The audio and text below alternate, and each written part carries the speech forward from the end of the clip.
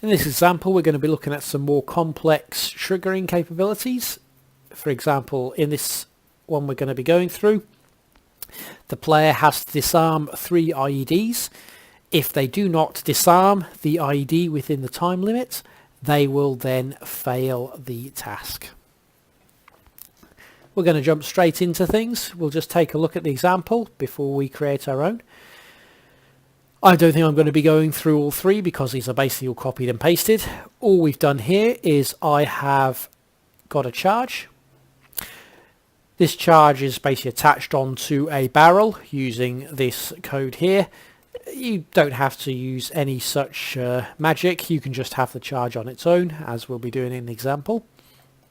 And what basically happens is this charge is named as a variable, and the trigger will then check and see if the IED or charge has been disarmed and the time is less than the required time they have. Then they get the success. They succeed the task.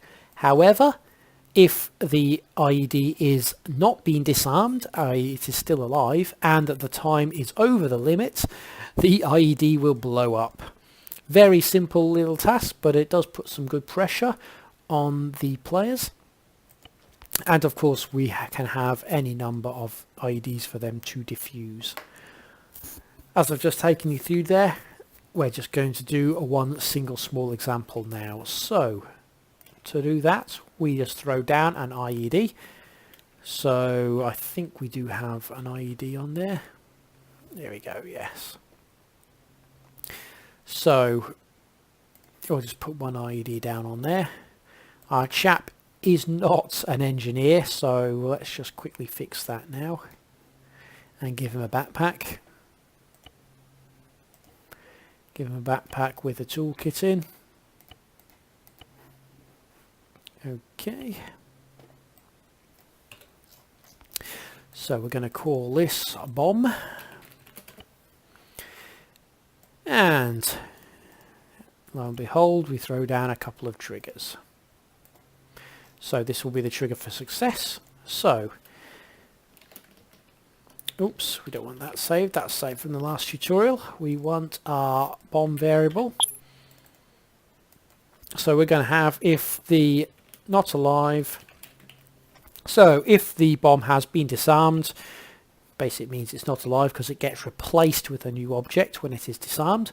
So the original variable will not exist anymore, which is why this trigger works. So TR, we'll call that TR disarm.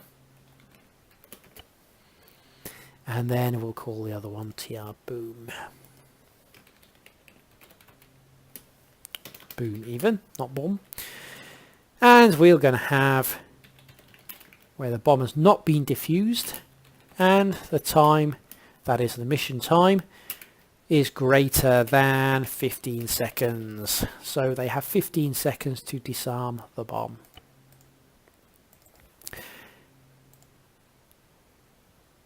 Now, because we've put the failure condition, we also need to specify in this disarm condition that the time is less than or equal to 15.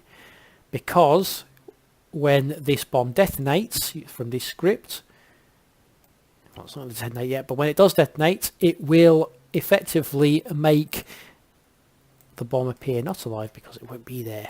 So we need to have this extra condition in. Now all we're going to do is just allow set damage, and that will allow us to set the bomb off. So if I start that quickly, and we just sit here for 15 seconds and don't try and disarm the bomb, we'll use that time to get a bit of distance. 15 seconds probably seems like a lot longer in game. If I keep going, that should be clear enough.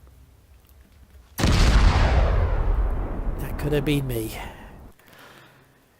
Now all we do is synchronize that up to a couple of tasks.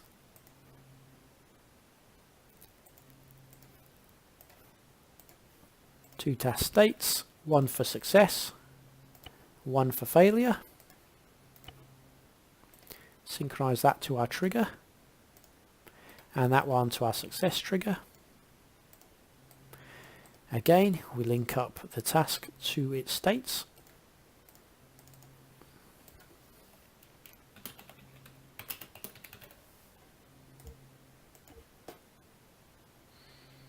We'll synchronize that up.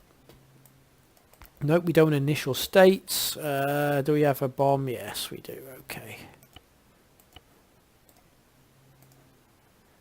There we go.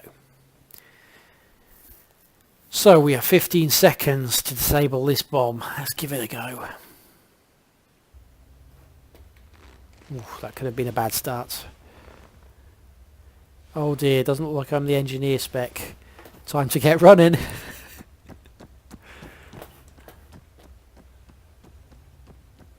There we go. Unfortunately, they sent the wrong person for the job. Just having a toolkit obviously doesn't do it for me. Never mind. But that's the basic principle. And as before in the previous tutorial, we have multiple conditions. Again, because each trigger can be a success or failure, we've got a lot of multiple conditions there. So we can look to say if either of these conditions have been satisfied and either of these conditions have been satisfied. You see here the advantage in renaming your triggers with sensible IDs. So we can see there if the ID has been saved, and that's ID 1, or the ID has been blown up. Either of those have been satisfied, it then goes on to the next. So it basically checks each of these IDs as 1 with the OR clause. So if either of those has been fired, it will count. Then again, and the activation, we've got the multiple failure condition checks. So if any one IED has been failed to be disarmed, they get the failure ending. Otherwise, they get the good ending. As we can see, we've got each of the different checks there. So if ID 1 failed, 2 or 3 failed. As before, you can have multiple IDs. We could just have 1. We could have 50. In this example, we've got 1 that's a satchel charge on top of a barrel. All this other stuff can come later, but the basic essence of the objective has been done for you there.